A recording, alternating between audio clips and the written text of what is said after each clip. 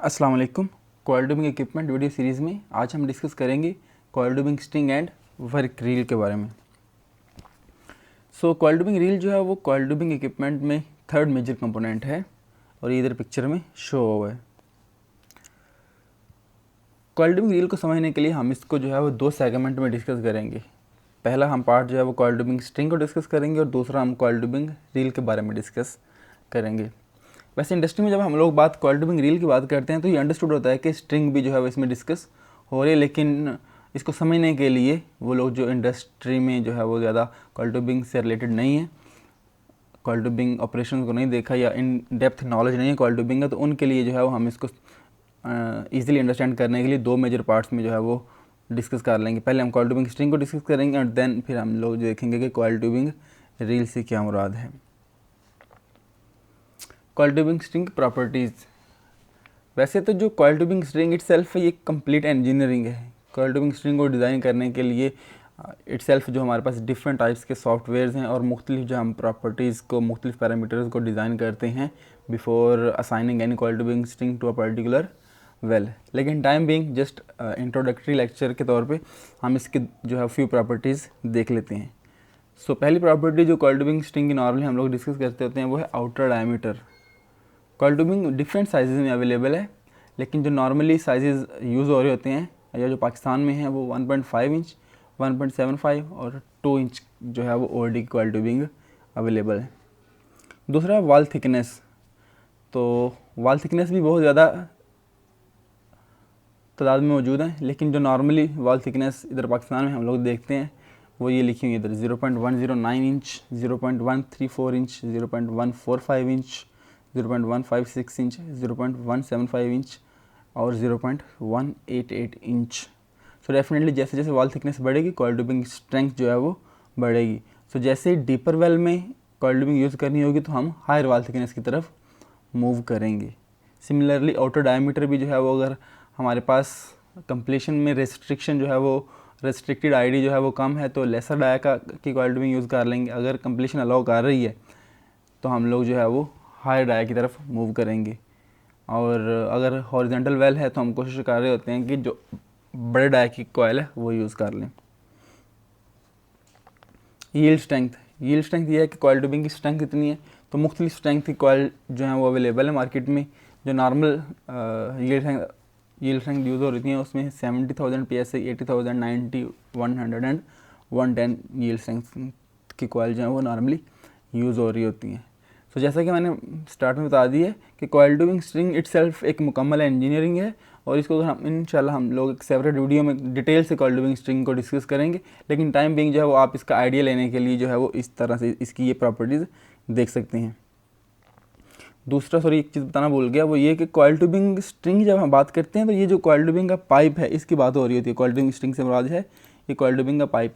और ये जो कॉइल ट्यूबिंग का पाइप है ये तकरीबन नॉर्मली 20,000 फुट का 20,000 से 24,000 या 18,000 फुट के राउंड एक सिंगल पाइप जो है वो होता है, एक सिंगल लेंथ इसकी होती है, ठीक है। और ये जो है वो एक ड्रम के ऊपर जो है वो स्पूल हुआ होता है, ठीक। और यही कॉइल ट्यूबिंग का फ़ायदा है दूसरे पाइप्स की जो कंपैरेटिवली कि आप ये एक सिंगल लेंथ पाइप है जिसको आप वेल के अंदर एक ही टाइम में रन या पुल कर सकते हैं।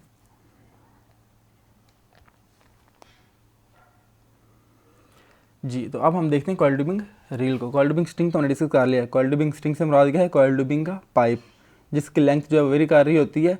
और नॉर्मली आप आइडिया लेने के लिए यूँ देख सकते हैं कि तकरीबन 20,000 फुट के round about normally coil tubing string की जो है वो लेंथ होती है एक रील के ऊपर जो होती है। कॉइल ट्यूबिंग रील को समझने से पहले हम इसके फंक्शन देखते हैं कि कॉइल ट्यूबिंग रील के फंक्शन क्या हैं। तो कॉइल ट्यूबिंग रील के दो फंक्शन हैं। एक तो कॉइल ट्यूबिंग स्ट्रिंग को स्टोर करना, ठीक है। कॉइल ट्यूबिंग स्ट्रिंग मैंने बात बता दी कि कॉइल ट्यूबिंग स्ट्रिंग की जब हम बात करते हैं तो इससे क्या मुराद है? कॉइल ट्यूबिंग का पाइप।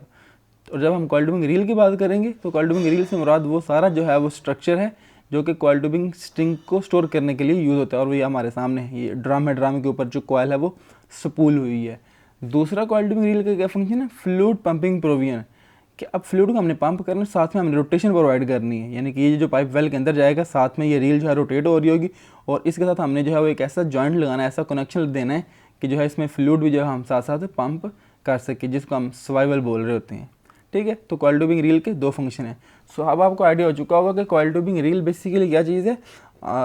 वो कंप्लीट सेटअप या वो कंप्लीट इक्विपमेंट जो कि कॉइल ट्यूबिंग रील को स्ट्रिंग को स्टोर करने के लिए यूज़ होता है, और फिर वेल के अंदर रन करने के लिए, पुल करने के लिए जो मुख्तलिफ असेंबलीज हम लोगों ने इंस्टॉल की थी, सारे सेटअप को हम क्या बोल देते हैं, कॉइल ट्यूबिंग रील बोल देते हैं। ठीक है, कॉइल ट्यूबिंग रील के जो मेन कंपोनेंट्स वो हम लोग देख लेते हैं। कॉइल ट्यूबिंग रील का पहला कंपोनेंट है रील ड्रम।